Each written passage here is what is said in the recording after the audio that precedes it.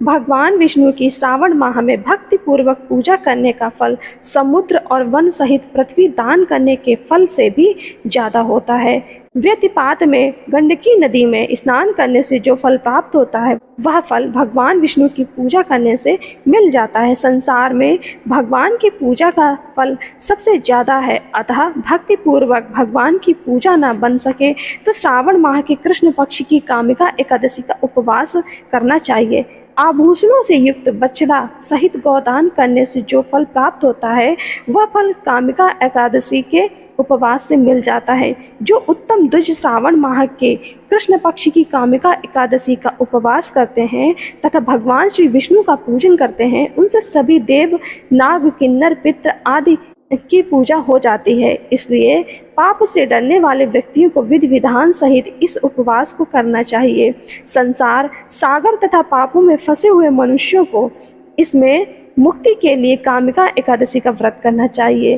कामिका एकादशी के उपवास से भी पाप नष्ट हो जाते हैं। संसार में इससे अधिक पापों को नष्ट करने वाला कोई और उपाय नहीं है। हे नारद जी, स्वयं भगवान ने अपने मुख से कहा है कि मनुष्यों को अध्यात्म विद्या से जो फल प्राप्त होता है उससे अधिक फल कामिका एकादशी का व्रत करने से मिल जाता है।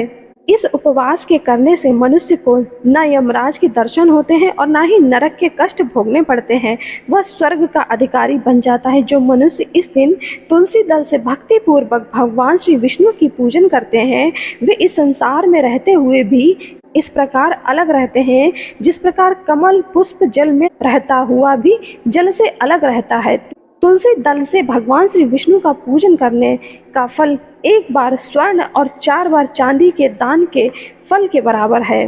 भगवान श्री विष्णु रत्न, मोती, मणि आदि आभूषणों की अपेक्षा सहित तुलसी दल से अधिक प्रसन्न होते हैं। जो मनुष्य प्रभु का तुलसी दल से पूजन करते हैं उनके सभी पाप नष्ट हो जाते हैं। नारद जी, मैं भगवान की अति प्रिय श्री तुलसी जी को प्रणाम करता हूँ।